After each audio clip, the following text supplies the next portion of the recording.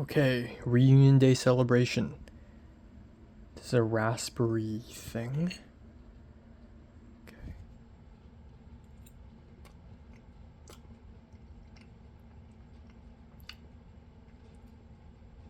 Okay.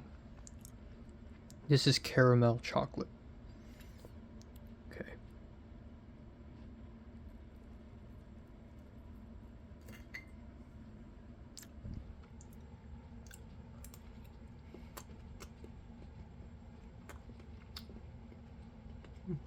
Okay, time now is 2:16 p.m. on April 26th. Um yeah. Yeah, I slept from 5:30 to 1:30 p.m. uninterrupted. No waking up in the middle. That's 8 hours. I naturally woke up after 8 hours, and then I continued to lay on my bed for a little more. But damn, that was good. Oh man, I love that. um, yeah, that was really good. That was really freaking good.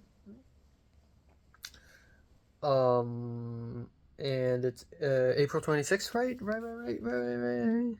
Yeah. Um, so I don't know what got into me yesterday. Supposedly yesterday is you know, like I don't have a lot to do yesterday, but I still somehow managed to be very unproductive. So hopefully things are different today. Um I actually have zero things to do today, by the way. I have zero things to do. Um um yeah, which is crazy. I'm thinking of going to the gym, honestly, and that's like the only thing I'm going to do. Um outside. And I've had more thoughts. I have a little bit more thoughts.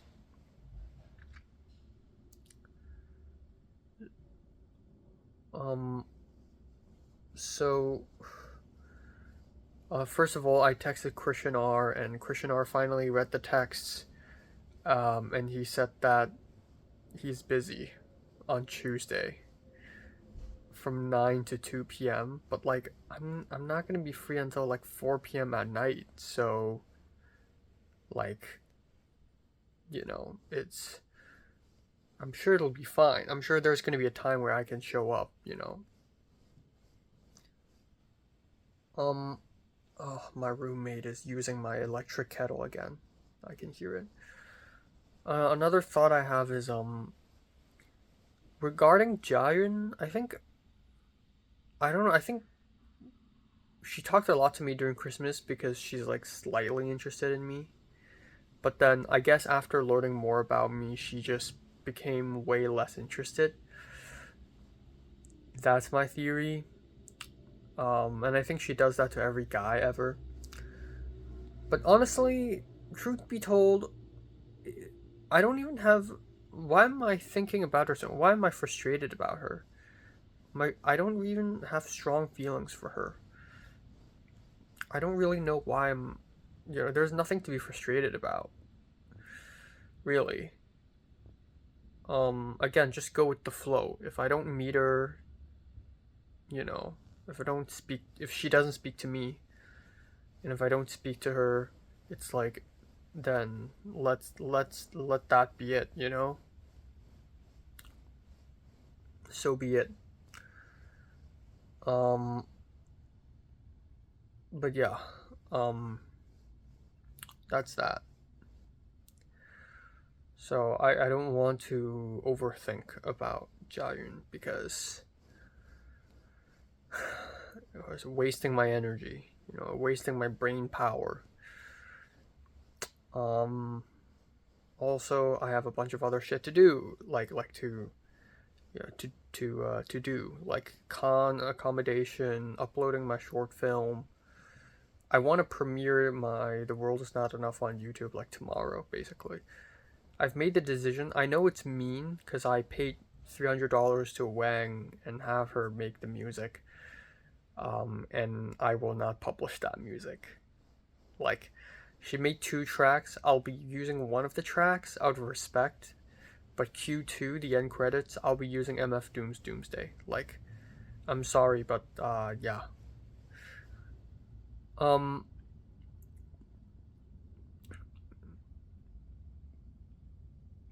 yeah.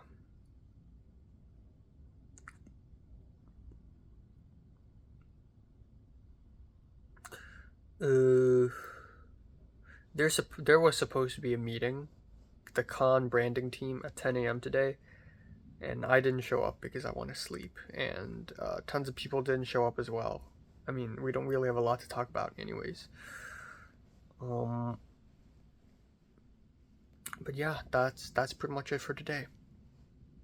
That's pretty much it. Okay, time now is 8:31 p.m. I'm just gonna wrap it up today. Virtually nothing happened today, which is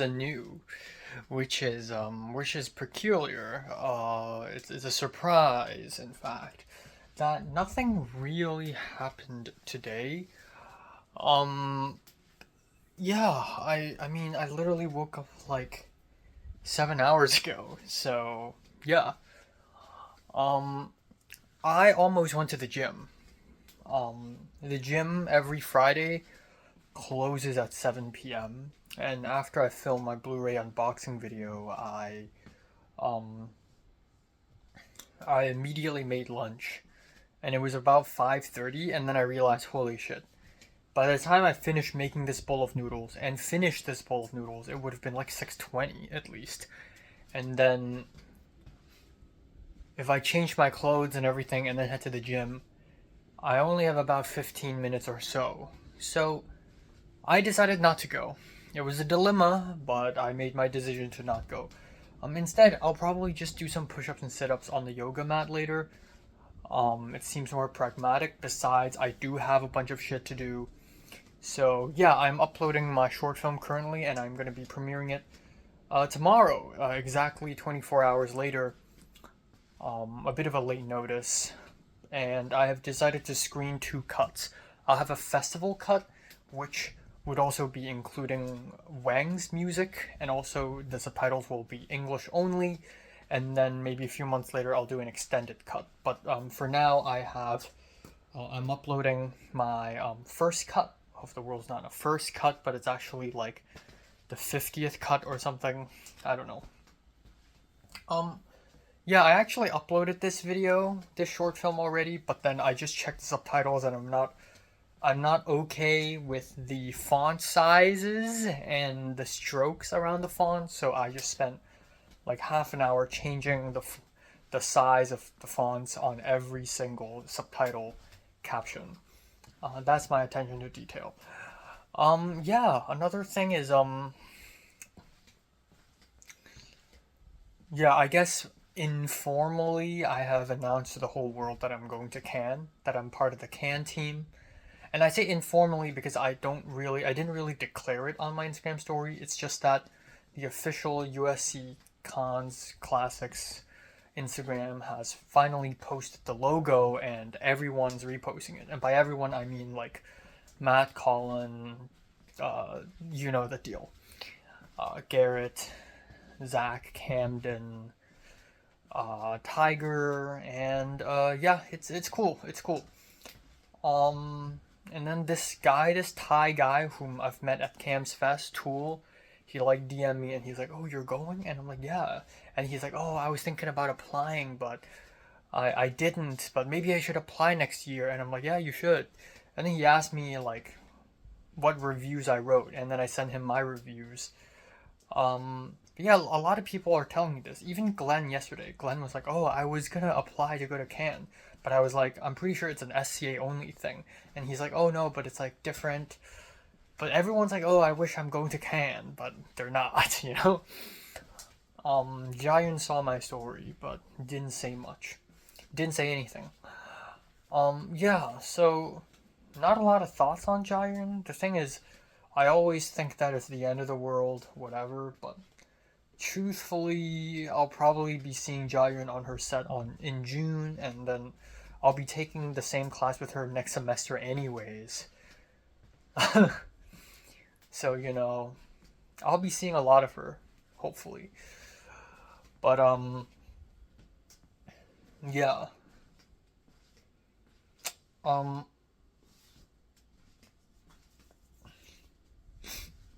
um,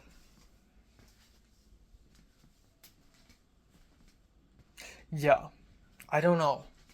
I guess I'm right in that since I'm not feeling that strong towards her, there's really no point. I'm just wasting my brain energy trying to think about her. And also, back in August 2 years ago, I was like, next time I'm gonna riz a girl up before they riz me up, which is a very crude way of saying next time someone will have to fall for me first before I fall for them, right? So I think it's a blessing that I haven't fallen for anyone yet, actually. Which means I I can do shit. I have the freedom to play around, and by playing around I mean like going absolutely insane artistically and just being a very problematic person. Um, yeah, I don't know if I don't want to. I don't want to cater to someone the same way I cater to Leslie. When it was Leslie, it was me trying to impress her, but she's not trying to impress me. She did nothing. But I'm trying to impress her. I'm trying to like say things to her and make her happy. Blah blah blah blah blah blah. I'm trying to ask her if she's okay. I don't want to do that anymore. I just want to be myself. So I guess the good thing with me not falling for someone right now is that I can really just not care and go crazy. And if someone likes me before I like them, that's the plan. So it's a game of human emotions after all. But Giant kind of isn't it. Low key, her personality isn't that interesting. She's just constantly either she's doing a very good job at hiding her like the other sides of her, but from what I've seen, she's like the same person. Every time I meet her, every time I talk to her, she's like the same person. She's always very like, "Oh yeah, let's go. That's crazy. What? You're a genius. That's unbelievable. That's slay. That's so slay. You ate. You're the best. You're a genius." Yeah, and she's always like high energy, and I'm like, is that really all you have? Also, she's even more like culturally far removed from me, like even more far removed. So she's actually not it. I think. I don't think she is. I'm kind of just going back to the same thing I said in January. Why overthink this? She's not even my type. She ain't. Um, Things would align very well if she is, right? Because, she knows Katie and she knows Maisie and she knows Franklin and I also know them all and we're both taking the same class and, you know, I guess that's like the only common ground. But no, unfortunately, I don't think that's it. I really don't think that's it. Speaking of Maisie, though, talk with Maisie a little bit more. Maisie told me that her shoot is Tuesday, 8 a.m. to 1 p.m. Yeah, but I do really want to go, and I think that's a very good last set. Like, the final set of the semester is like LED screen, virtual production. So I'm probably gonna actually wake up to do that.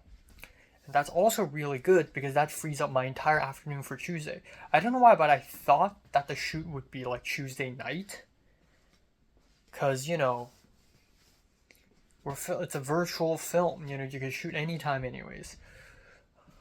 But no, so actually, in some ways, it's a good thing because now I can go watch Sinners on Tuesday. So I've been talking to Justin T, And he's like, yeah, I'm not free at all until May 1st. But the funny thing is, by the time we get to May 1st, all the IMAX screenings will be done. All the IMAX screening of Sinners will be done. So that's very inconvenient. So I'm thinking of going there myself, unless Michelle can go with me. And I can go AMC The Grove, which the screening is 10:30 p.m. Or even better, the Chinese Theater. But the thing with Chinese Theater is the screen size is not that big for some reason. Maybe it's because we're just sitting very far away from the screen. But low key, I feel like maybe the Chinese Theater is a better experience. I mean, it's 70mm after all. So maybe. So let's wait for Michelle's response. But yes, I'm seeing Sinners. If not with Michelle, then by myself, and I find joy in that. You know, even though a couple weeks ago, Cam's Fest and everything, I was like, you know, I'm living the dream. Everyone likes my films. I'm going places. But now I'm sort of like going back to that lone wolf mindset, you know. I do all these things by myself. I celebrate birthday by myself. I watch films by myself. I travel by myself. I'm very friendless, and I can survive that way because I'm used to that kind of life. I don't think if I tell Jiayun about this, she probably wouldn't understand because she always has friends around her. But like I operate differently, you know. I'm a lone wolf. I'm a lone bird. I'm a lone bird. Um yeah, solitude works fine for me, man. Solitude works fine. Um yeah. Yeah. And I don't have anything else to say, really. Looking forward to the final week of class, you know. And,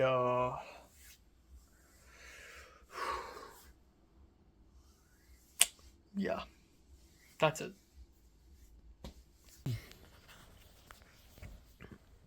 Okay, time now is 1:48 p.m. on April 27th. Yeah, I slept from 5:45 to 1 p.m. I woke up, unlike yesterday morning, this morning I woke up tons of times in the middle of the night. Like I woke up at around 8 a.m. I woke up at around 10 a.m. I think partially it's because it's cold, and yeah, it's really fucking cold actually. It's crazy. It's late April and it's still so cold. Um but yeah, it's really cold. Um uh yeah, so there's that. Um uh and ironically, even though yesterday it's home all day yesterday. I did not leave my apartment yesterday. I feel like I wasted a lot of time. I feel like I did nothing. I feel like I didn't do much.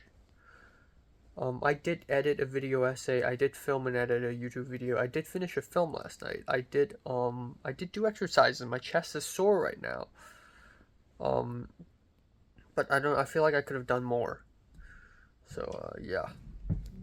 Anyways, today I'm going to Luis's place, aka Cliff's place, to do more color grading. To do a wee bit more color grading for Paradise, and also some extra clips for Smooth Operator. And hopefully this will be the second last time I'll have to go to his place to color grade, with the last time being the extended cut for The World's Not Enough, but I don't have to deal with that until months later. Yeah. So there's that. I still don't know what's going on upstairs. There's all these sliding sounds. Um, yeah, I don't have a lot else to add, really. I bought the tickets to sit. I bought the ticket to Sinners, so I'm watching it myself at the Chinese Theater, IMAX, the ticket was $26, which is actually slightly cheaper than AMC. If it's AMC, it's $29.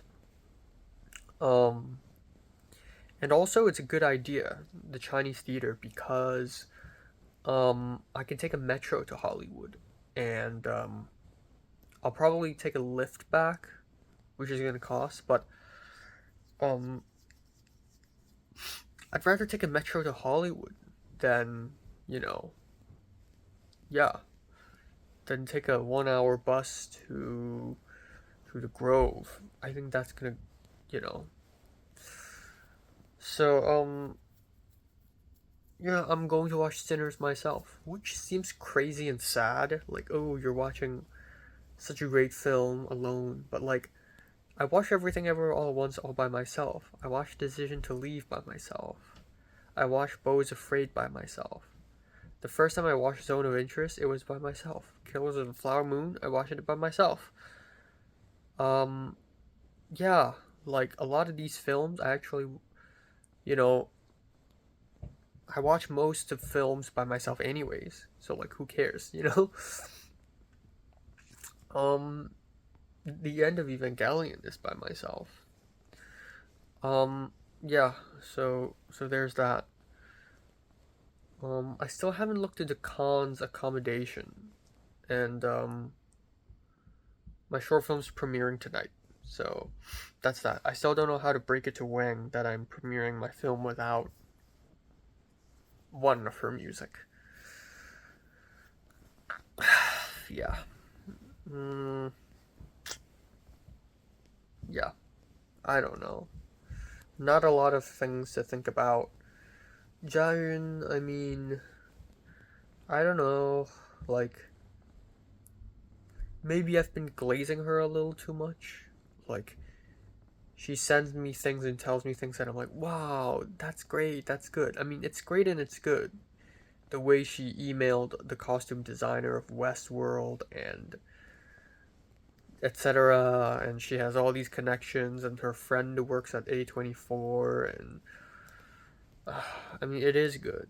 But like, maybe now she's looking at me like, wow, you're a junior and you're, you know, you're glazing a freshman.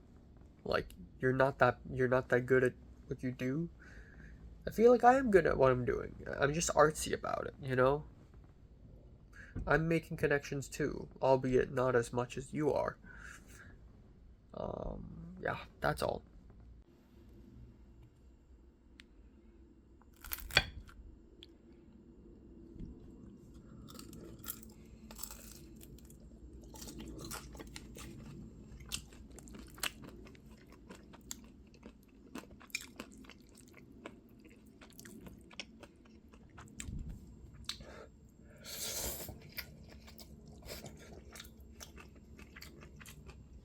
What the hell? Wait. Gully, gully, gully. This is so cool. Okay, next short film, I will have candles in it because this is just too cool. Imagine a camera going like this. Like,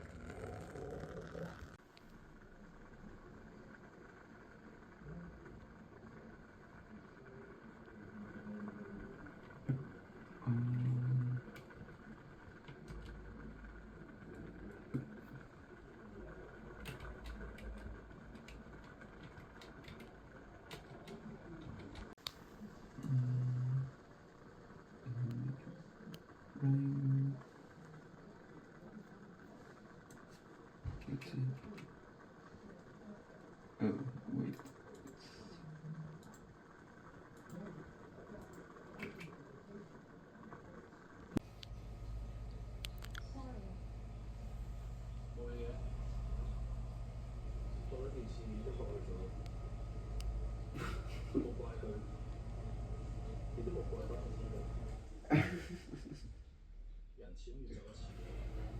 let's see this. Is that? Oh?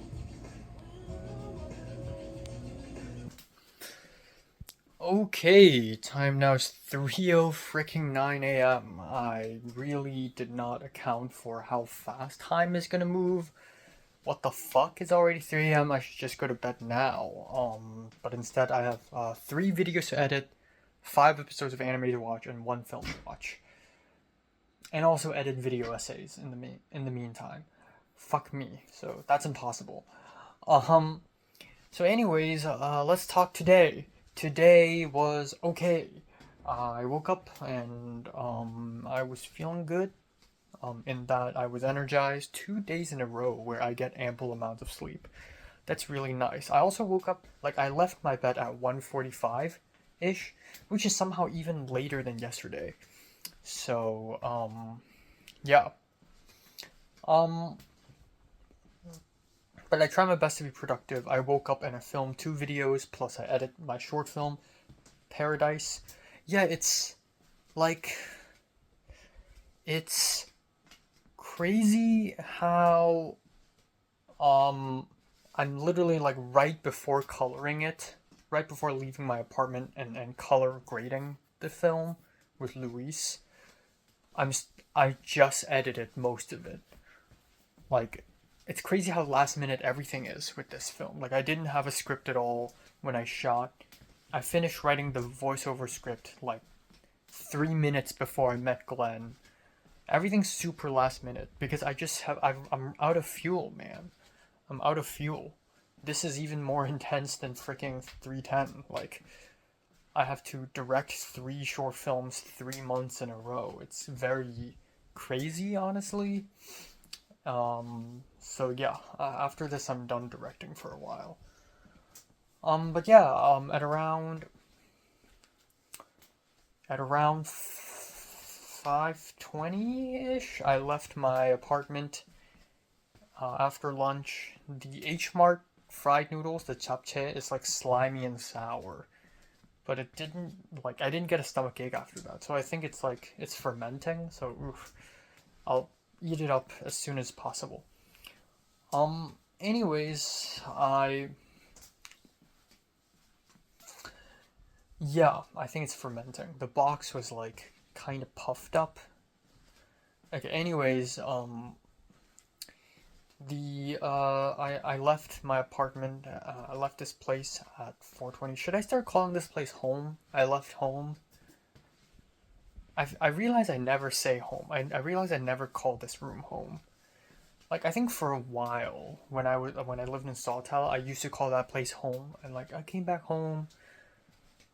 But like I never called this home because I always realize that this is temporary. But I think it is about time to call this home, you know, given that I'll be living here for another year, anyways. So yeah, um, I left this place 5:20, took a long ass train ride to Santa Monica, bus plus train, and then at 6:25 I arrived at La Palmont du Cliff, and I called Luis, and eventually someone opened the door for me, and it's Cass. Cass, the Mexican girl. So Cassidy, I guess. No, Cass. Cassie? Cass? What's her full name? Yeah, Cass. So it's Cass, and then she's like, "How are you doing? How you've been?" And I'm like, "It's fine. It's okay." I don't want to say good because it's okay. Like I'm being genuine. It's like a 7 out of 10. You know, it's like a 7.5 out of 10, I guess. Which is good. You know, usually for me it's like 5 or a 6 out of 10. And then back in the secondary school days, it's like consistently 3 or 4. Um, anyways, I went in and it's Austin and Cliff were there, and I sat down and talked with them. And then Luis showed up. Luis was taking a nap, so he showed up. We chatted a little bit, and then we started color grading. And color grading was fast because Paradise only had 20 shots, and the film right now is 5 minutes, which is crazy. I was expecting it to be way shorter, and also 20 shots for 5 minutes, 5, 6, 30, so 300 seconds is 20 shots. So each shot is about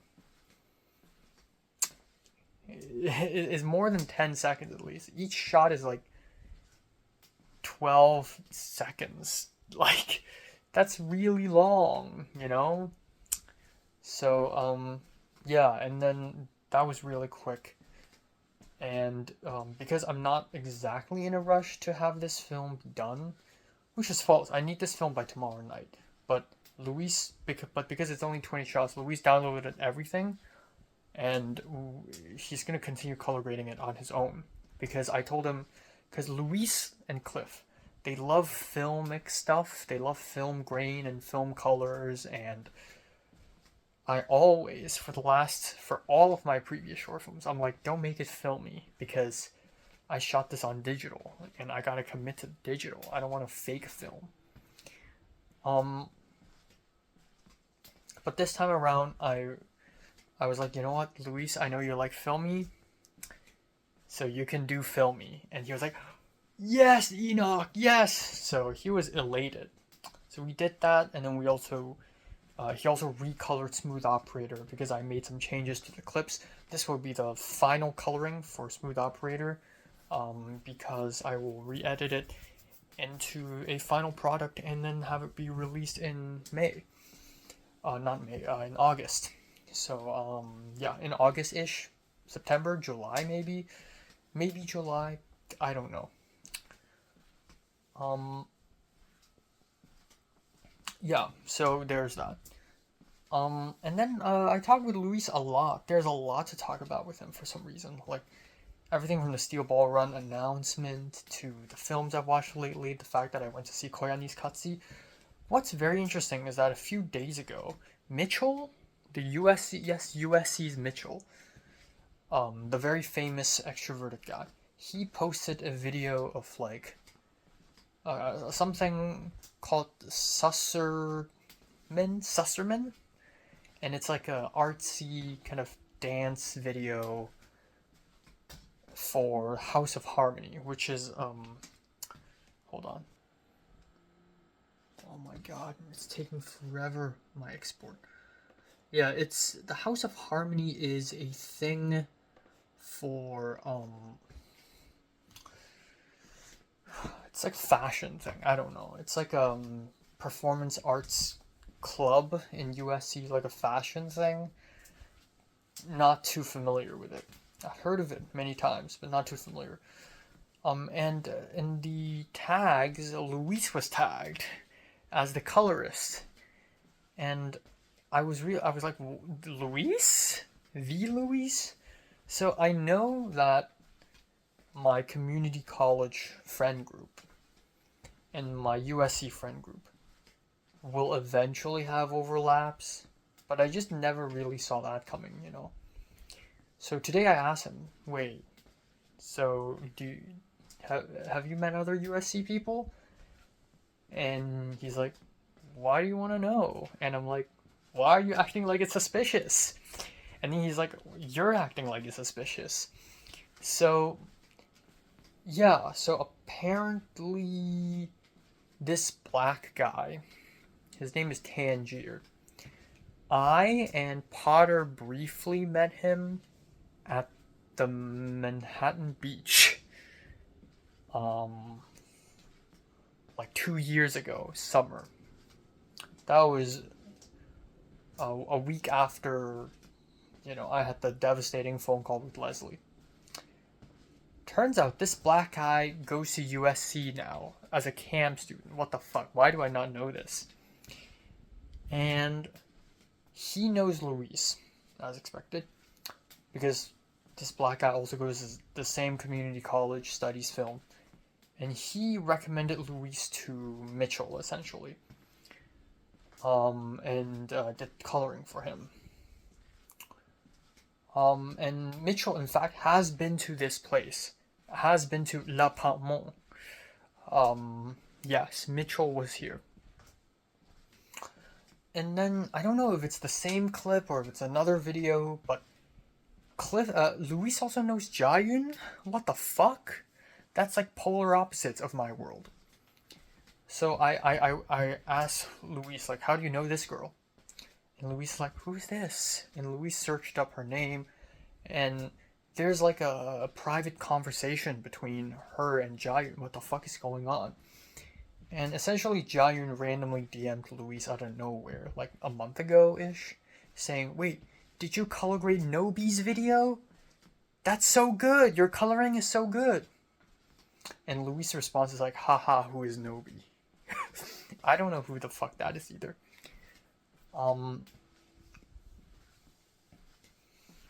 But, yeah. But, like, after that conversation, like, they talked a little more and then that's it. And then Louise basically forgot who she is. So, that's interesting. What the fuck was that? I guess Jayun just does this. I remember, like, last year when I released my teaser on Instagram, like, to the teaser trailer to Objects in Mirror, Jayun just DM'd me, like, "Oh, look at you, Wong Kar-wai and Chris Marker combined." I guess she just likes doing this to everyone, literally every person ever. And I guess it's like a tactic. It's like I'm trying to like make conversation with literally every film person ever because connections. I think this gives a bit more clue as to why Jayun spoke to me so much over Christmas. I think Jayun spoke a lot to me, partially because she doesn't know me that well, and she just wants to really get acquainted with me because she thought I was like really like powerful in film. Especially because I literally just told her I shook the hand of Robert Zemeckis. But I guess Jayun these days are not that interested in me when she finds out that I'm actually not that connected and I'm not that powerful and I'm still a silly guy. So yeah, I don't know. I don't know. Jayun is and you know she's not that close with me actually. We had multiple conversations, but it was I don't want to think that she's being manipulative like Leslie. Like, I don't think Jayun spoke to me a lot over Christmas because, ooh, what if I toy with this boy's feeling or this guy's feelings? And, like, what if I get really close to him and make him feel things for me and then just abandon him and, like, break his heart? Like, I don't think Jayun's evil like that. I just think she doesn't think of consequences, is all. But yeah, I'll still probably be friends with her, but low key, there's probably way better choices than her. Let's be honest here. Let's be brutally honest here. Regardless, that clears some things up. Another interesting thing was so Austin, like after color grading stuff, I premiered The World's Not Enough, and like no one watched it. Like 4 people watched it max during its live premiere, which is fine. I don't really care. And I projected it onto the big TV, and Austin was there. Like Luis saw it, Cliff saw it, and they were like, "Wow, it's really good." And Luis is just glazing me. Luis is like, "Out of all the people I know, I am your biggest fan. Like, you really have a vision. Like, imagine if you have an Ari Alexa. Imagine if you have a whole crew and everything. Like, your stuff is actually interesting. Like, you try a little bit of this, you try a little bit of that." Like, Luis was seriously glazing me, and I'm like, thank you, thank you. And Austin was really impressed too. And Austin randomly just told me, "Oh, by the way, Luis showed me your YouTube channel where you review music and stuff. I didn't know you're so into music like this. Like, what are your favorite artists?" And I'm just like, what the fuck? I never told Luis about this channel. What? So that was really weird. And now Luis is officially the 4th person. Maybe some other people know already, but as far as I know, Luis is the 4th person to know that I have a YouTube channel. And it's weird because I keep this life away from everything else. Like, my YouTube channel is a separate world than, you know, the world I am in right now. But you know, this makes me think Matt secretly knows that I have a YouTube channel and never told me that he knows. Yeah. And it's crazy Luis told Austin out of all people. But I'm not mad because I trust Luis and I also trust Cliff. So Cliff probably knows too. But like, what the fuck, you know? And it's also another thing is I feel really cool. Like, I'm like this hidden secret ninja who knows all the film and music. Because Austin's supposed to be the music nerd. And then Austin's like, what? I didn't know you're so into music like that. And I'm like, yeah. But like, I'm not that into music anymore. Like, this year so far, I've been really not reviewing all that much music. Yeah, that's it. So I went back home, and it's already midnight, had dinner, and it's 2 a.m. And then here I am. Yeah, it's such a... Damn, didn't know time runs this fast. I also want to go to bed early, especially because I'm waking up hella early on Tuesday. So I'm not really sure if I can finish all the film and anime I want to finish tonight. Let alone editing videos. Fuck. And I guess not much else, man. Not much else. I did some HKOS stuff. I emailed this woman who works at, I'm not gonna name names, this woman who works at iQIYI, which is a Chinese video platform. They for some reason have the streaming rights to Johnny Toe Sparrow, and she stopped talking to me over Gmail for like 2 weeks, and then I finally emailed back saying, hey, so what's the update? Because her last email was 2 weeks ago saying the screening fee ranges from $600 to $1,500 US dollars, which is fucking insane. Like, if I get a Criterion film, it's like $300.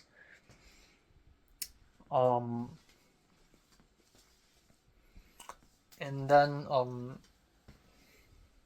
for us, we're like small. HKOS is a small non-profit organization. What the fuck do you mean $1,500? So yeah, she just quoted us $1,500. So we're just gonna deny that. Sparrow is not the best Johnny Toe film anyways. Fuck you. Maybe we can bargain, I don't know, but that's lame. She just wants to make money. Yeah. We'll see. So yeah, that's all. Good day. Good day. Yeah, I don't know. Like, I feel, you know, it's so crazy when Austin asks me, like, how many films have you made so far? Like, how many of your films are out right now? And I'm like, out right now? 8. Like, just now? 8. But I and Luis just celebrated my 11th short film. That's such a crazy thing to come out of my mouth. 11? So I have 3 more. Like, I have so much ammo in me. Like, I just released my 8th short film, but I have 3 more ready to go. Like, I'm such a fucking monster. And to think that I've watched so many films, I review films so much, I make films so much. I'm like a fucking monster, actually. Like, I am a film monster. I collect films, I talk about Blu-rays. I am like more, like, not to glaze myself, not to be braggadocious, but I'm like, I'm like the top 5% of, like, I'm a hardcore cinephile slash filmmaker. You know, I'm like so serious about this. I don't know. And it's so ironic that I've never dated a girl.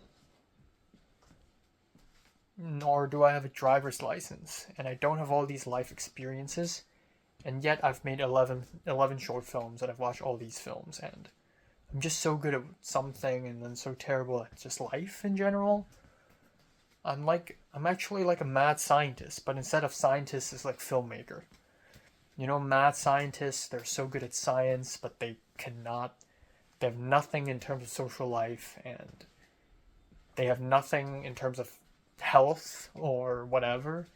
I'm like a mad scientist, but mad filmmaker, you know? But yeah, I mean, aside from Jayan, I can't think of another person that is remotely as interesting. And as if Jayan's all that interesting to begin with, Leslie's still a league of her own, even though I fucking hate her guts.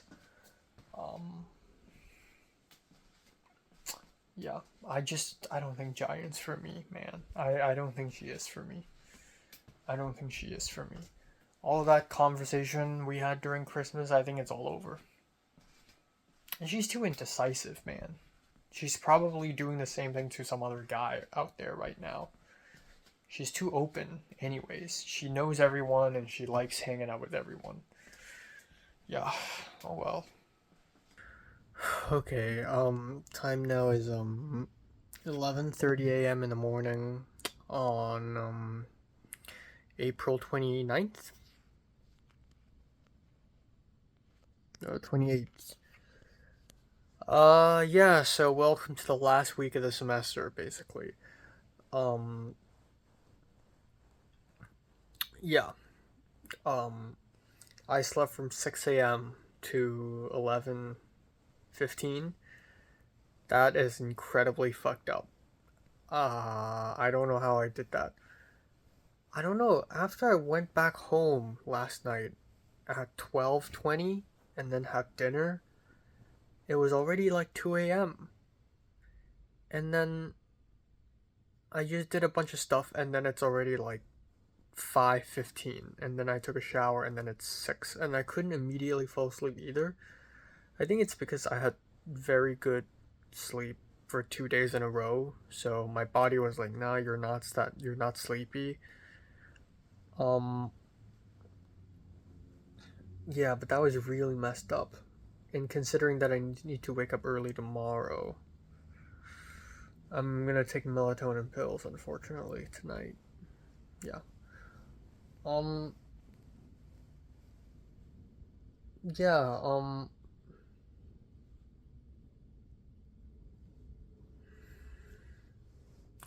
yeah, yeah, I mean, today it's gonna be RIT 340 and CDPR 290, you know the drill. I'm, um, I'm waking up early to film a review and, like, edit video and, like, manage things. Um, but yeah. Um, yeah, man. I need to break the 5 a.m. curse. If I sleep earlier than 5 a.m. tonight, I would be happy. I need to wake up at the latest 7:20 tomorrow. Um, yeah. Though to be fair, if I arrive late at that thing, I don't think it's a big issue. Um, 8 a.m. call time is brutal. Um, yeah. I need to finish my short film today as well. Yeah, I plan to watch a bunch of like animes and film and everything, and I couldn't do it last night. You know, last night I only watched one episode of anime, and then I'm like, yeah, that's it. I need to go to sleep. And even so, I went to bed at 6. That's just fucked up. Yeah, yeah. I had a phone call with mom, and we kind of decided that it's best to book a hotel at the con. It's a bit of a rush because I get off. I land at 6:20 p.m. and then I have to immediately head to the train station. And the name of the train station is Nice Saint Augustin. Yes, Augustin. And then from then on, It's a half an hour train ride to Cannes, which is pretty fast. That's like from my home to Chimshache, it literally takes 30 minutes, you know.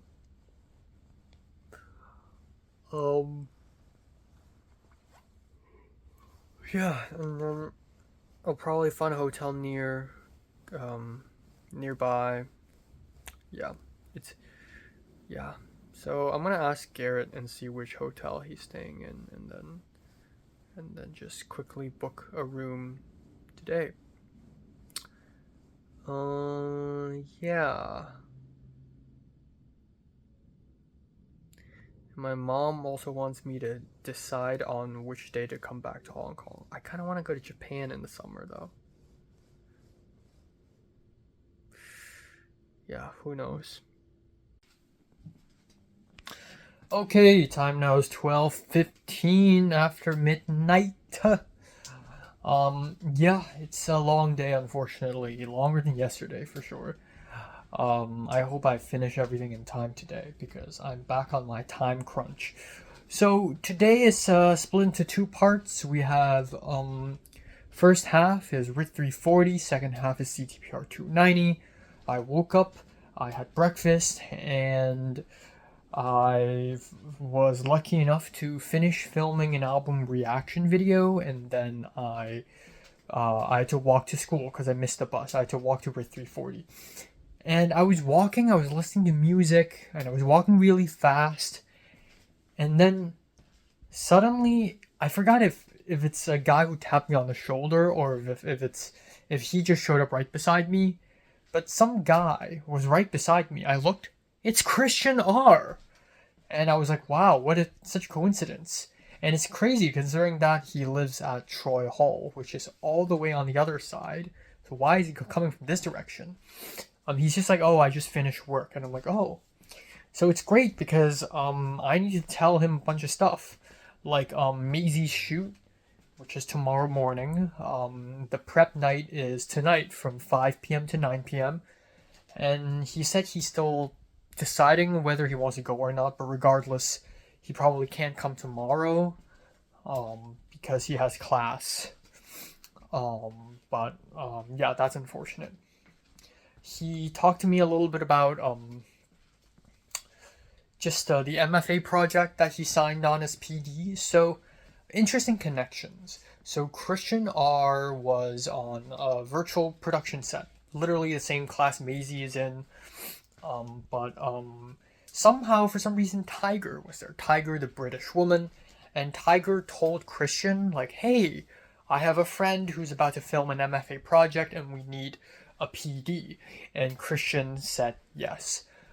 And it's shooting in the middle of July, and I wouldn't be here. I would be back in Hong Kong. But but yeah. So it's way more simple than Pit. Thankfully, it's about a band, like a music band. But that's interesting, and Christian R will give me more details later, and maybe I can help out in some ways, maybe not, I don't know. So anyways, we walked and said goodbye, and because of that, I was a wee bit late. I was like 4 or 5 minutes late to class. It wasn't horrendously late. It was fine. I wasn't that late. It wasn't as bad as I thought it would be. So I arrived at RIT 340 and sat down, and today we continued to go through manifestos.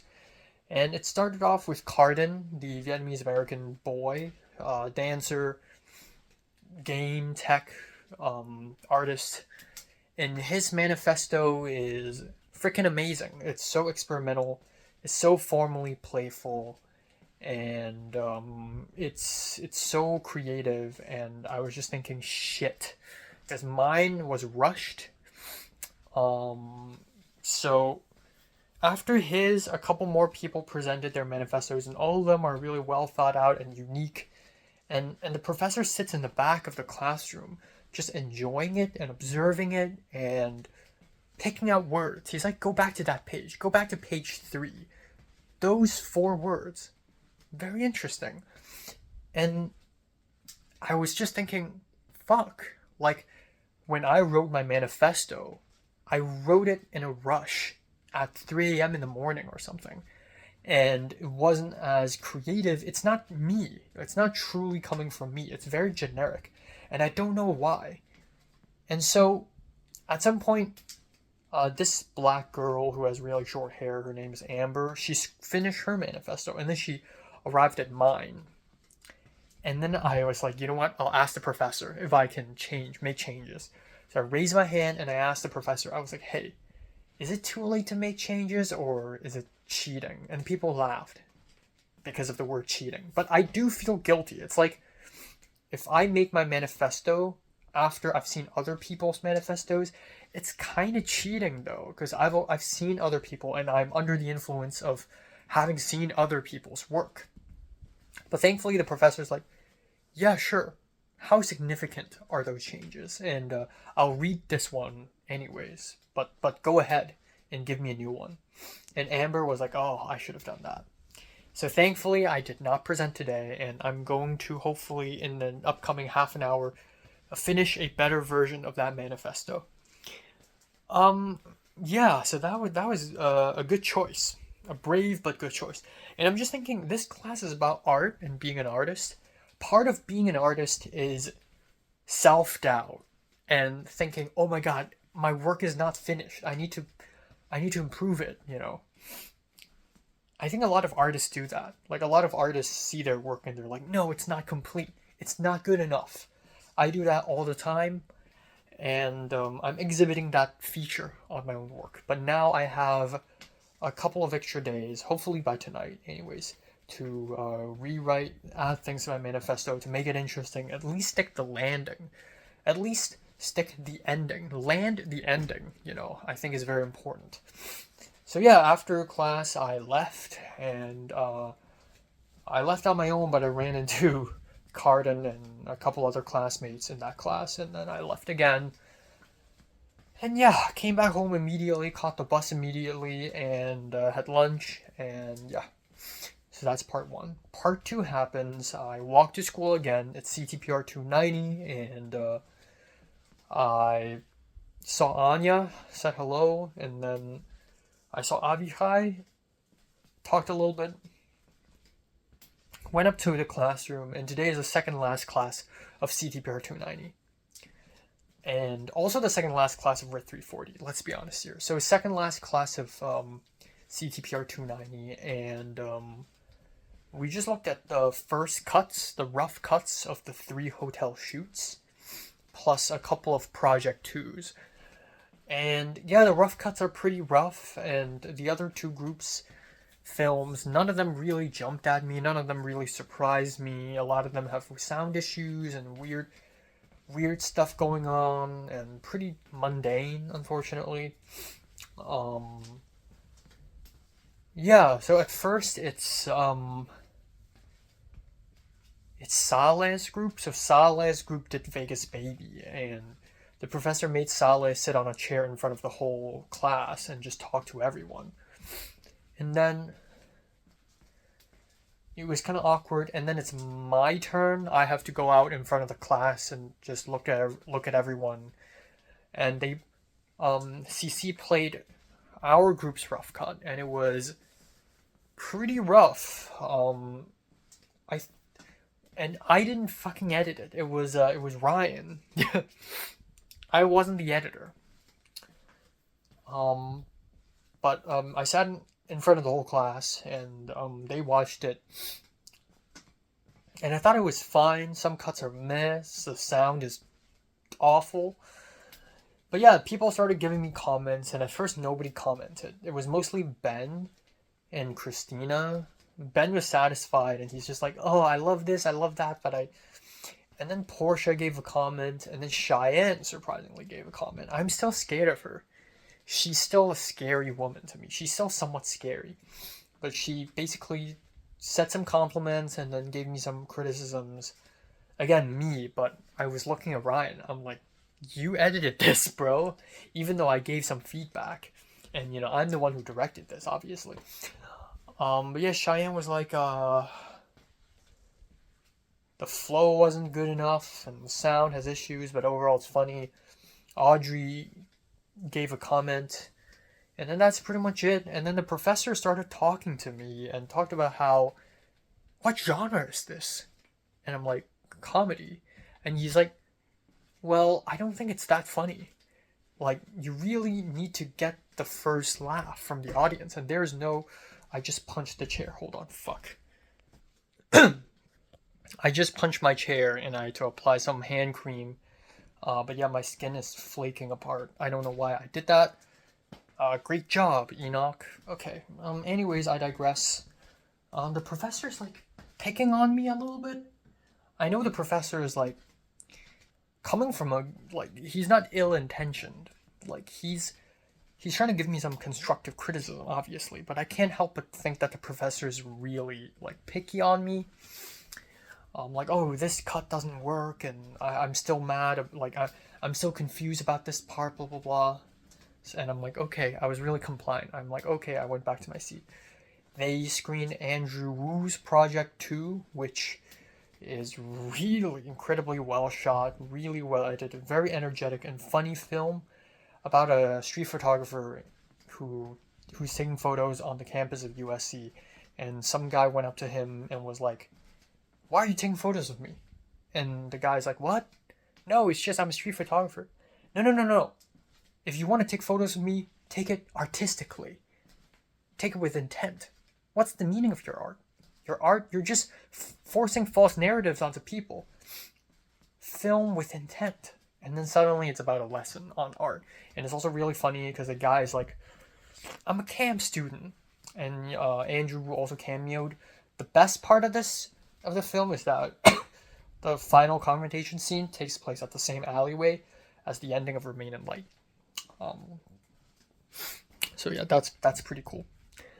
And yeah, I enjoyed it. It was really well shot, and the professor's really like, whoa, so you shot this? You edited this? And he's like, oh no, my friend Hugh shot this. And then he's like, and he goes to this school? And he's like, yeah, he's in cams. So yeah, apparently it's okay to have DPs now. But yeah, it is well shot, and it's 310 quality shoot, even though some shots are out of focus. And the camera movements are not that interesting. The angles are not that interesting, but it is 310 level production quality with the editing and whatnot. And also the story structure.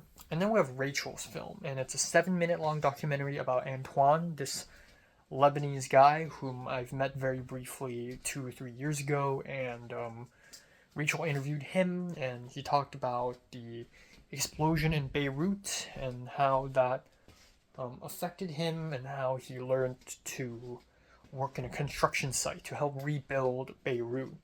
And it's a good film. It's really well edited. It's edited like a Vox documentary, but for such a heavy subject matter, some of the edits feel like I'm in a music video or something. But anyways, the editing is so fancy that the professor loved it. CC loved it.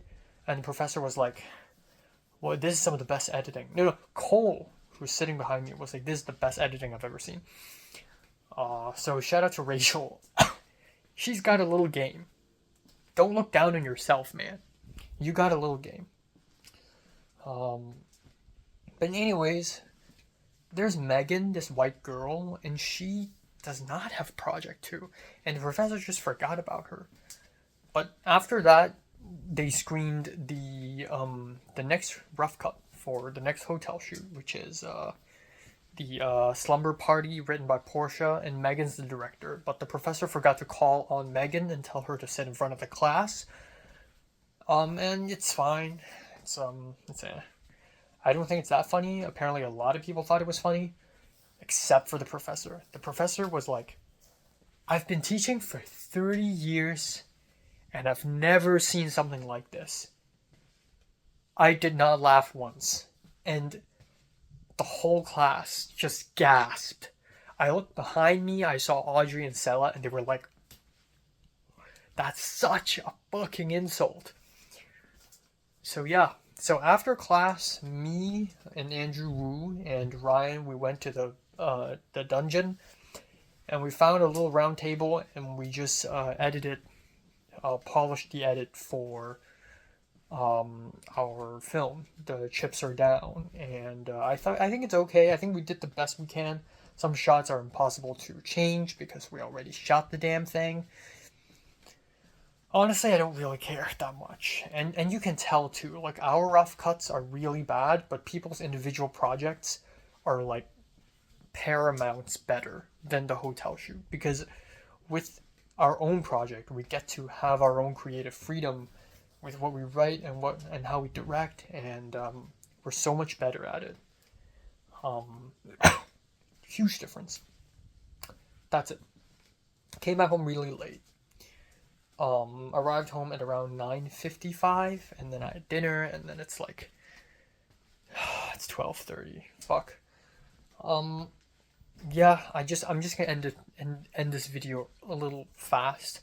I don't want to dilly dally around because I have a lot to do, and I want to take sleeping pills at around 3 a.m. I want to go to bed at 4 a.m. 4:30 at the latest because I need to wake up at 7:20. So 3 hours is like I need to get 3 hours of sleep at least for me to function, which is not a lot. Cole was presenting. No, Cole was talking, and Cole was like, "Oh, I'm so sleepy. I slept for only 6 hours," and I'm like, "6 is good. I slept for 5 today." But yeah, that's basically it. So couple other things. One is regarding Con. Apparently, we're only like 15 or 14 days away, which is fucking insane. Which means that booking a hotel room and buying a tux is high priority. And also having a haircut. So this weekend is the weekend to do so. I don't have sets anymore. School is fucking over. And it's either next weekend or next weekend. But next weekend is literally the weekend right before Con. It's too soon. So this weekend, I'll go do those things. Con WhatsApp group, I asked everyone. I was like, hey, has anyone bought tuxes already? And Colin immediately, and thank you for responding, but Colin immediately replied, yes, I did, exclamation mark. I went to Fashion District and their tuxes are pretty cheap. What? I mean, I'm not mad at him, but it's like, I wish we would have gone there together and, you know. And then a seer was like, oh, I have the tux already. I just bought the tux and I rented it. So everyone's got their own. So I guess I'm just going alone again. I'm buying a plane ticket alone. I'm booking a hotel room alone. Now I'm getting a tux alone. I'm doing everything alone. Like, at the end of the day, I mean, sure, I have like, my social game is so much stronger now, but undeniably, I'm still a loner. From top to bottom, from head to toe, I'm still a loner. I still do everything by myself. I wouldn't be surprised if I celebrate birthday by myself this year. Or I travel alone, which, I mean, I'm going to Nice probably mostly alone anyways, and on top of that, I'm doing a lot of things alone, and yeah, it's sad, but like, I think it's good that I'm trained to be in the habit of doing everything alone. I rented this fucking apartment alone. You know, I'm doing so many things alone. I opened a bank account all by myself. I found a job all by myself. Since coming to USC, my family had never visited LA. Yeah. It's kind of sad, but I think since a lot of people around me are in friend groups, very tight friend groups and stuff, the fact that I do everything alone is sad, but it's also kind of impressive. I'm a lone wolf. I really am. I'm a survivor, you know? I don't need others to help me, and I should train myself in a way where I don't need others to help me, you know? The first time going to a live show, I went alone. First time, you know, watching a film in LA, by myself, I was myself. Yeah. So this weekend, Fashion District, I'll go there myself, I'll buy tux myself, who cares, man. Maybe I'll ask Justin T to join, but I doubt. Yeah, so there's that. Tomorrow night, I'm going to the Chinese theater by myself to watch Sinners, so, yeah, shout out. Shout out to Sinners. I'm a little hyper energetic right now because I'm a little stressed, by the way, because I have so much to do. I have about 2.5 hours before I take the sleeping pills to make myself sleepy.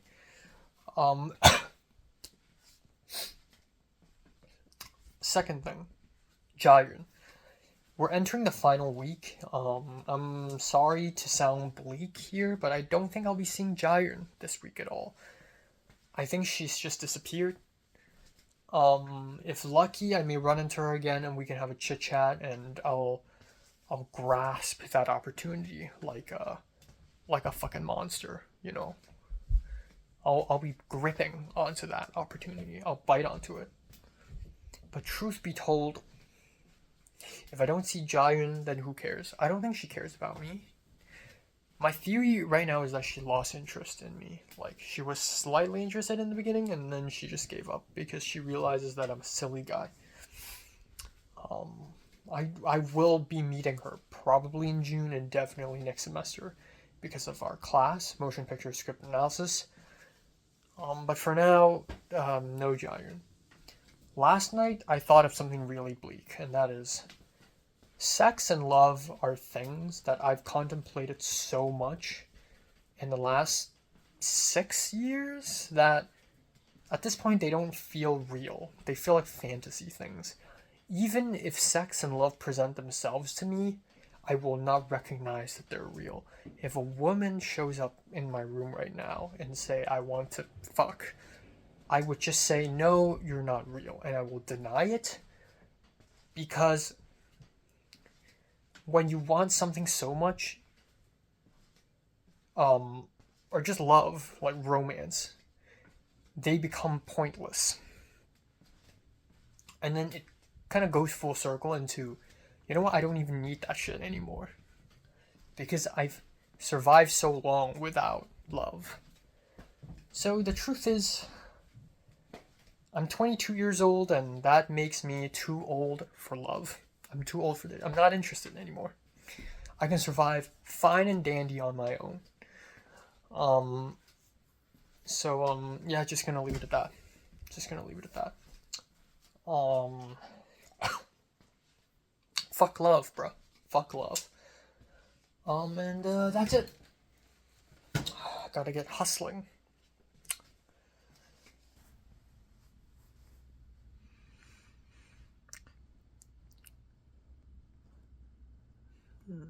Okay, time now is 7:47 a.m.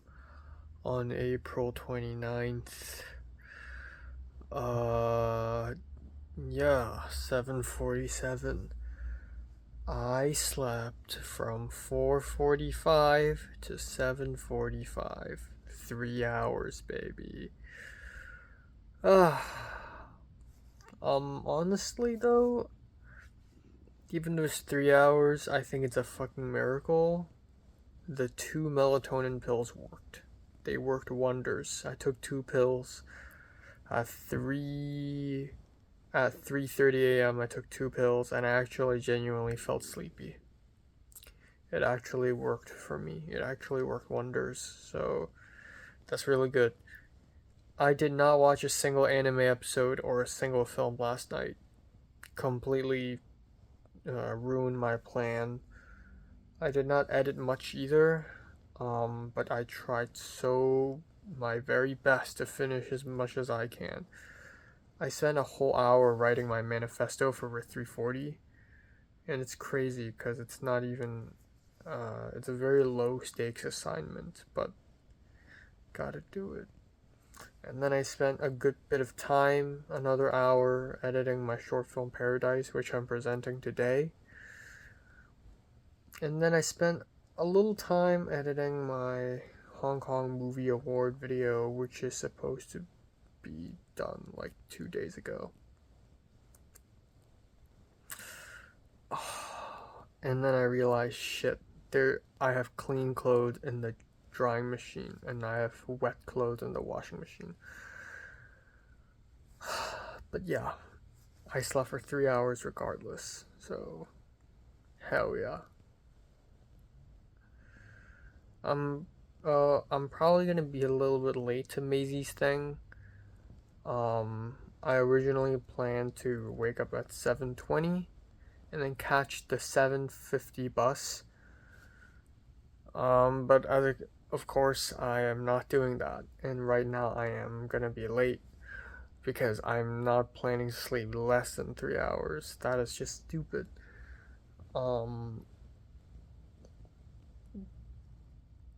Yeah. So, um,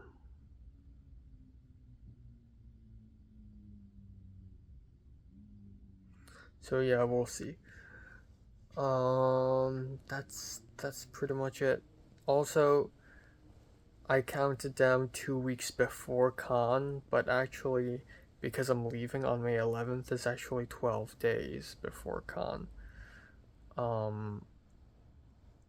Yeah.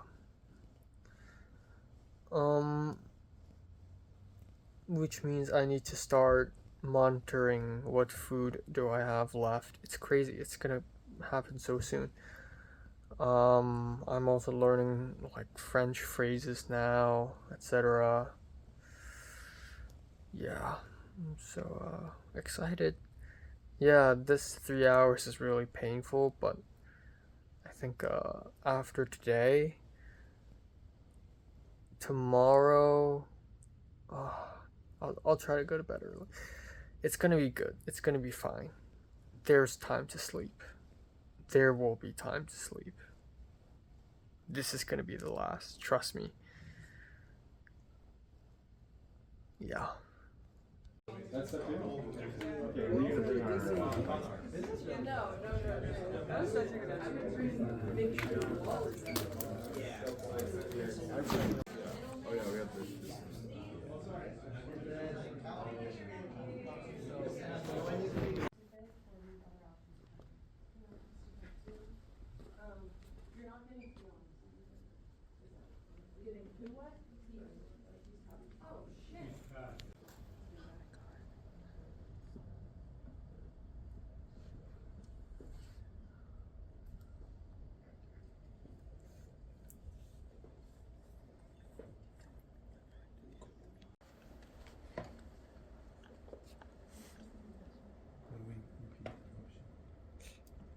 Why don't you come back to that spot?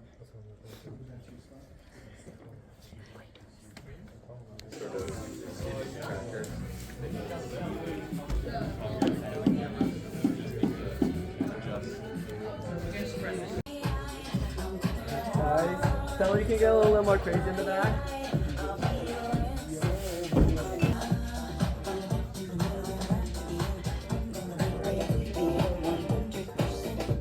Can you play a little bit with your adjustment?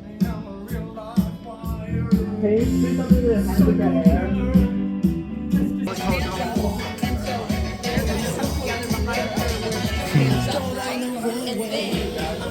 Anyway. Now.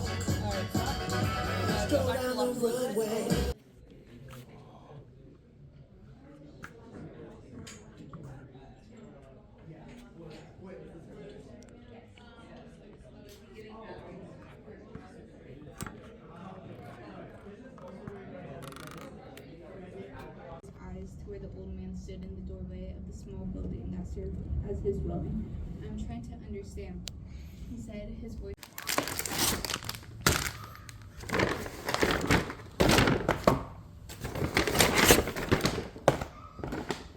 Alright, time now is 7:37 p.m. So yeah, usually I don't film one of these videos this late, but today is an exception because I have quite a bit to talk about.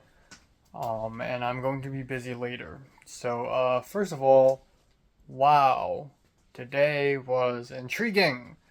Yeah, so surprisingly today ended up being one of the more intriguing days.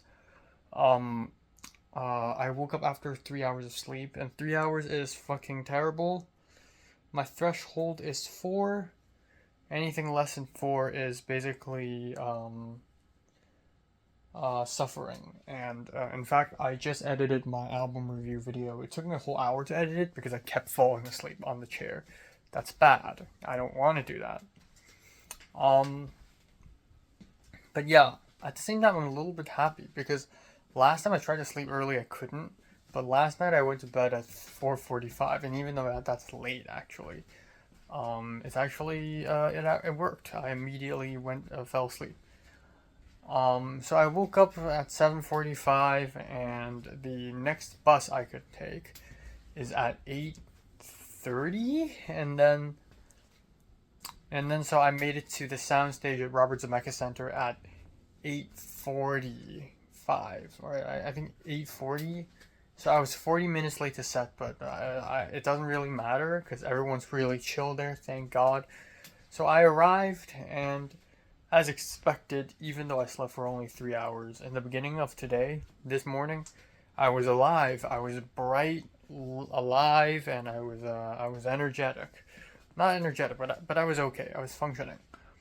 So I entered the soundstage, and I immediately saw Daisy, the director of Imperfect Us, and Maisie. And then I walked in, and I saw Jing Chen. I was like, Jing, and he's like, hey, go in and help Maisie, or go in and help Tristan. So Tristan Saint Germain, and yes, I'm saying his full name. This white guy in MFA film production focuses on production design and art directing. I've met him a couple times. He's actually really awkward, like kind of this skinny, awkward guy who's like a bit of an idiot. So there's this pole that's made out of wood and with like very colorful pieces of paper slathered on top. So it's like a straight line, like a straight pole, vertical, and then it's supposed to stand. So there's another horizontal piece of wood. So it's like an upside down T shape, and Tristan is trying to nail that intersection, and it's laid on the ground, and because he doesn't have drill bits, he tried to directly screw it in, and he kept trying and he kept failing, and he's like, well, and I'm like, do you have drill bits? And he's like, yeah, we don't, and like no one has drill bits. And then we tried using nails, and then at some point, and then it didn't really work, and then Jingchen came and gave us a thinner piece of wood, and it kind of worked out. It was really awkward, and it's kind of funny. It's like technically the first time I ever actually worked with Tristan, and he's just this awkward guy who, I mean, I'm sure he's really talented, but at that moment it looks like he doesn't know what the hell he's doing, so it's really hilarious. But yeah, the rest of the shoot today was really chill because there's a lot of people. There are like 5 professors in there, or 5 instructors or something, just standing around chatting. There's a professor, or like this middle-aged guy. His name is Ross, and I think he's a professor, but he just like walks around and like dances around, and he's just really chill. He's like, oh, I'm the fun professor, nice to meet you. And I was like, oh wow. And then yeah, there were a lot more people started showing up, so eventually they started playing music, and it's like a dance video, but it's also like a modeling kind of video, and it's about fast fashion. And then suddenly out of nowhere, Jiayun showed up. So okay, that's fucking crazy. So throughout the last couple of weeks, I've been, I don't know, I don't think I'll ever see Jiayun again this semester. I think it's over. And then when I went to Maisie's set, oh, by the way, I broke my earbuds. Not completely. I just dropped the box and it fucking smashed. But I can still barely like put it together. And also the lid is smashed. Like the lid is off, but I can still charge it and everything, so it still works. But yeah, when I walked over to Maisie's set, I was like, oh, what if Jiayun shows up or something like that? And I was like, nah, probably not, because Jian's a really busy girl. But no, Jian just walked up out of nowhere with little, very light makeup, I think, or little makeup, and I was just like, oh, you're here. And then for a good while, I was really aware of her existence, but I'm for some reason I'm really good at being very cool about it. Like I stand around and I'm like, oh hey, what are you doing here? And he's like, and she said, oh, I'm one of the stylists, and I'm like, oh, no way. And then I walked away. I did some art help, but in my head I'm like, what the fuck, Giant's here. But like on the surface, I'm like, cool, you know. And yeah, we eventually had a couple of small convos. That was one, and then Giant just disappeared for a while. Another actor, the main actor for Summer's End, his name is Langston, the gay black guy, who was really nice, by the way. He showed up, and he's like, "Hey, wait, I know you," and then yeah, and then but Giant just sort of disappeared for a while. Um, so I made some Instagram stories, and Giant responded to them, lol, because they're funny. And then I was like, where are you? You just disappeared? And she's like, oh, we're upstairs. So she came downstairs for a little bit, and then she grabbed her bag and she left. And I was like, oh, like throughout, after knowing that she's here, I'm like, this is the chance. Like, this is probably the last time I'll see her this semester. Like now is a chance for me to talk to her and, you know, socialize and whatever. Even though I'm not that interested in her, but like, you know, it was worth a shot. So I went up to her, and it turns out she's like leaving. And I was talking to Jing Chen, and she's there, and I don't think Jing Chen and her has met. It's so crazy. All these people suddenly show up together in the same room. Like I haven't seen Jing Chen and Maisie together in the same room, and then with Daisy together, and then with Jian together. Like all four of these people have never appeared in the same room, but now they have. So that's that. And then so Jian was walking away, and she's like, "Okay, see you." And I'm like, I can't just stop there. I can't just let her go. So I walked towards the door, like walked towards the walkway towards the door at Robert Zemeckis Center. I was like, oh, by the way, I saw this film a few days ago. It's called Raw, and it's this very fucked up French film. And she's like, yeah, I've seen it. It's like the main character is like a vegan in the beginning, and I'm like, yeah. And I was like, oh, it reminds me of your short, Rush. And she's like, oh yeah. And then I was gonna tell her to see it, but apparently she's seen it already. So I was like, okay, see you, and then she's left.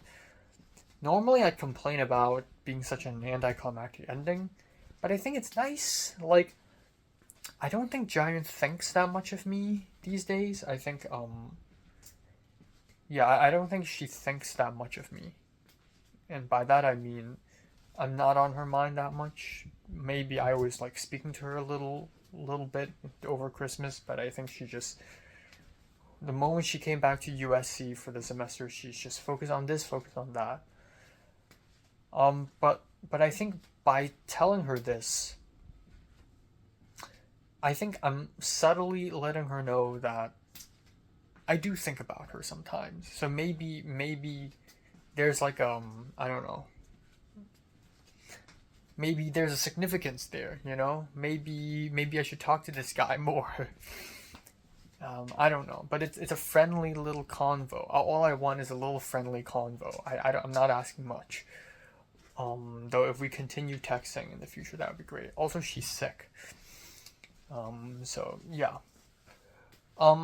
So she's gone, and then Mia shows up. Mia, the Chinese woman who was an actress in Remain in Light, she shows up, and she didn't even see me, but I said hi to her. So yeah, lots of random people just started showing up left and right. There's a Rihanna who was a classmate of mine when we took art directing together, and I said hi to her right before she left, and yeah, also met a couple other people. Met this Thai woman who was an MFA and chatted. Met this other Chinese woman or girl, maybe she's younger than me. But yeah, met quite a few people, and it was pretty chill overall. And the set looks really good, and the dance looks really good actually. Like it's so fancy. Like oh goddamn, bro. It's really interesting to see Maisie direct. But yeah, at around 12:15 ish, I left, and I was scared that I would be late to my religion class. As it turns out, it only took me 10 minutes to walk from RZC to a Manson Center. It was so fast. It's crazy. So I arrived, I was early, and today is the last day of Religion 135. And we presented our projects. And everyone's projects are different. So about half the class went creative project route, and everyone's projects are a bit different. Like, of course, you have Austin with his music video, which, by the way, Austin didn't show up today. And I thought he didn't show up because he's scared of cringe, but no, he just thought there's no class today, and Thursday is the last class, but no. So he didn't show up today at all. Justin Ju, he made a map. That's all he did. He made a map and a 3D model. And then some other people made a PowerPoint slide about a meditation method. Some people made a trinket with a Tibetan tanka on it, even though it's not really a tanka, I think. Yeah. So, one person, this white girl, wrote a 12-page story about Buddhism, except she mispronounces all the names of the characters, even though she wrote them, but she still somehow mispronounced them. Like Quan, A with an accent, even though in Chinese English, like in romanticized Chinese, Romanized Chinese, like there's no accents. Unless you're talking about tones, but that's obviously not what it's going for. And then she used these AI generated Ghibli images because Studio Ghibli, Asian, Chinese, Buddhism, it's all the same. I hated it. I presented my short film. I thought it was okay. Nobody got it, but I thought it worked. And Justin Ju fist bumped me, and I fist bumped him. And then it ended, and then I said goodbye to the professor. I was like, thank you, and we had a nice little goodbye where other guys, they were like, thank you, and then we left. So that's that. It's good. Good ending. Too bad Austin didn't make it. So funny. So I immediately went back home, immediately caught a bus, and went back home, had lunch, and then immediately went back to USC, went to Levy Library, and meet up with TA3 to, it's 7:51. I met up with TA3 to study, to basically our final meeting, to help him rehearse for his final exam, which is tomorrow. And it was quick 45-ish minute meeting. Yeah, I was right on time. I was early, actually. And it all worked out. I helped him rehearse a couple times. I thought he is terrible at English, but I tried my very best teaching him. I think he still has a long way to go, and he probably has to come back to this English program again next semester, because he's not there yet. I have to admit. So yeah, he was in a hurry. He left, and that's probably it. I'll probably never see him again. I went to Trader Joe's to buy some salad, which I'll eat in a moment. And then I came back home, I took a shower, and here I am. I'm going to see Sinners later. Excited, hope I don't fall asleep. I gotta eat a quick dinner now. Okay, going to see Sinners all by myself. Let's fucking go.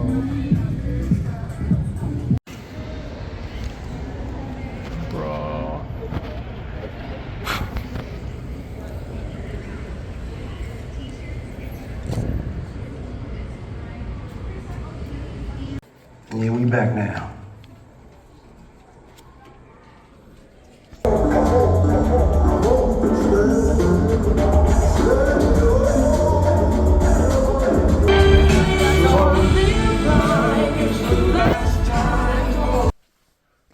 Okay, time now is 3:10 a.m. Fuck, cursed number, 3:10. Jesus Christ. Yeah, it's really late and I'm really sleepy and tired, and it's taking 1 hour and 15 minutes to export an 18-minute long video. It's getting more and more. It's never gonna finish. I love it. I love this. Yeah, I'm just gonna wait. I'm gonna see how long. Like what's the limit? It's gonna say some shit like, oh, it's gonna take 7 days to export this video. Yeah.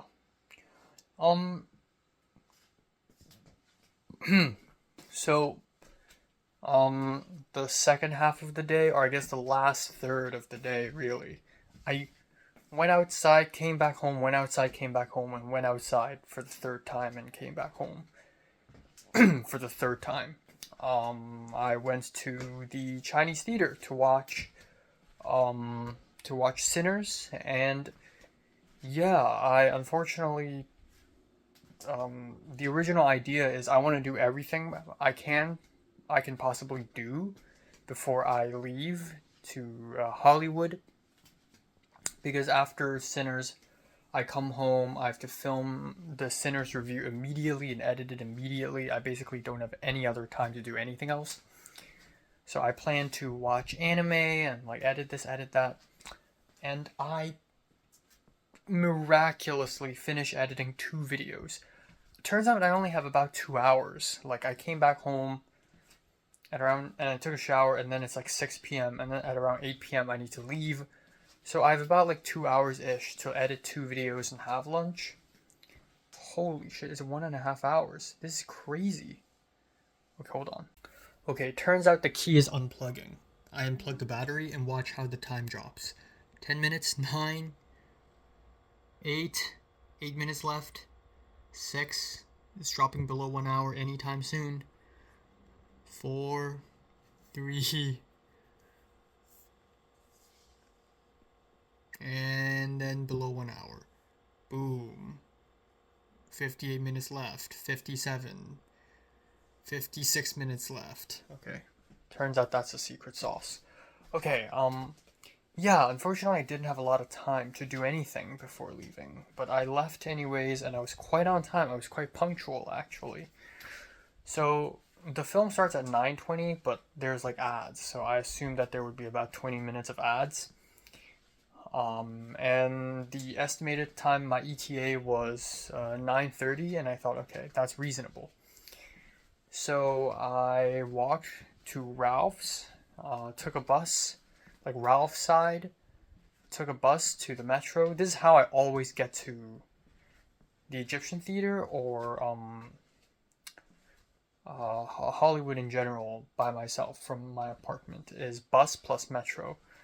And then went to metro, and I don't know what the fuck's going on with me. Maybe I'm tired, but I got onto a train, and then I looked at my map, and there's not a lot of signal.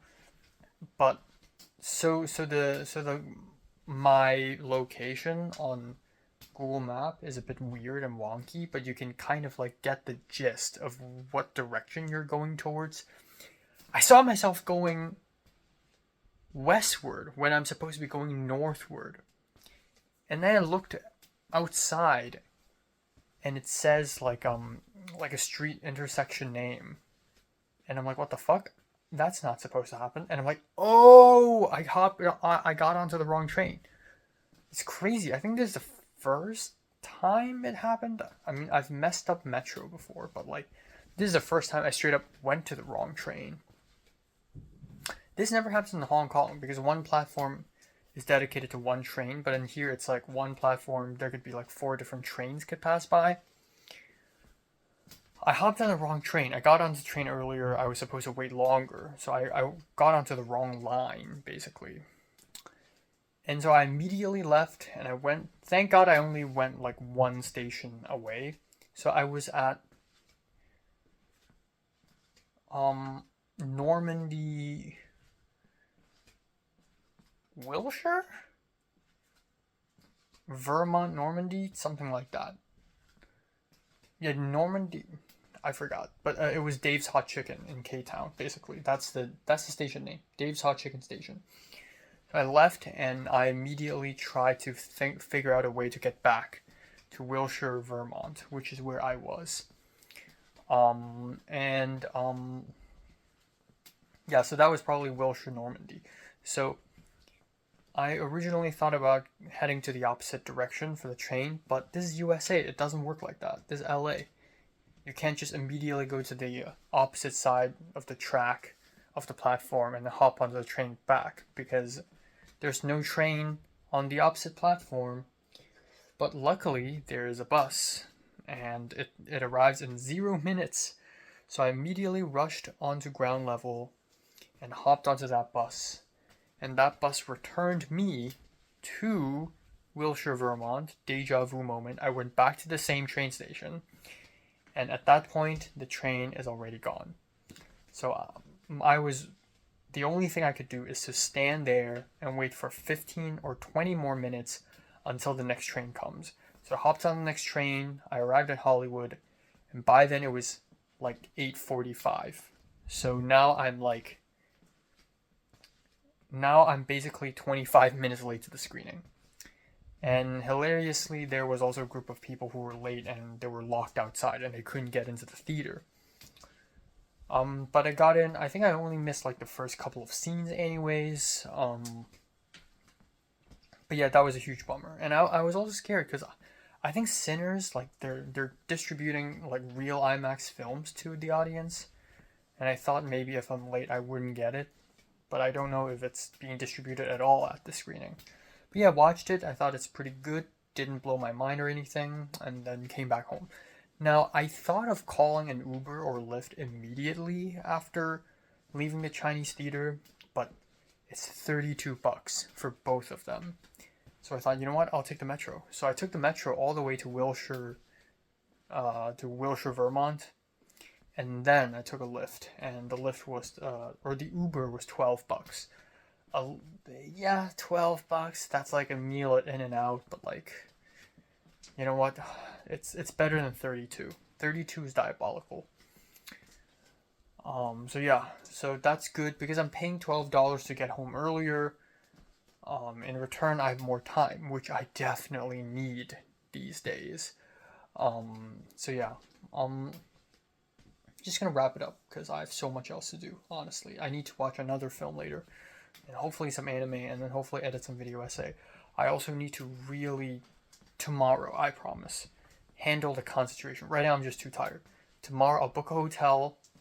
I did a little research on tuxes, so the tuxedo place that Franklin recommended to me, All Wise, turns out they are also at the LA Fashion District. And I went to Reddit and I asked, what are like some tuxedo recommendations in LA? And they're all like, yep, Fashion District, Al Wise. Just go to Al Wise. So I guess I'm going there. All arrows point to Al Wise. So I'm going there this weekend. As for the haircut, I realized I actually don't need to have the haircut during a weekend. Like, it could be weekday, given that by next week I don't have school. So I can just go on one of the weekdays. It's like fine, you know? So I'm just gonna do that. I'm so excited to sleep. Holy shit. And yeah, from this point onwards, I need to monitor my food. I need to know how many meals I have left, and sort of like plan things out now. Because we're reaching the end times. We really are. I don't know. I don't have much else to report. Still, I don't know. My idea of Jiayun, like another comparison was made. It's very silly, but I think part of like Leslie's charm is that even when she's not there, she's there, because people keep talking about her. Jiayun is a popular girl, don't get me wrong, but not a lot of people around me talks about Jiayun. In fact, not a lot of people around me talk about a lot of people. Like, I'm always in between several friend groups, but never being in, like, I don't know, it's just USC is such a big school, and SCA is such a big school, to the point where you don't have the same effect as in CMD, where, you know, everyone knows everyone. In here, it's like, yeah, everyone knows everyone, but like vaguely from a distance. But Jayun does have a lot. At some point today on set, I was like, wow, Jayun, you're just on every set ever. Like, I'm just gonna go on to another set and you'll just be there. And Jayun's like, no, it's just that we know a lot of the same people. Which is actually true, you know? I think, Maisie, Katie, Franklin, 3 people that I've never seen in the same room, are also 3 mutuals between me and Jayun. It's ridiculous.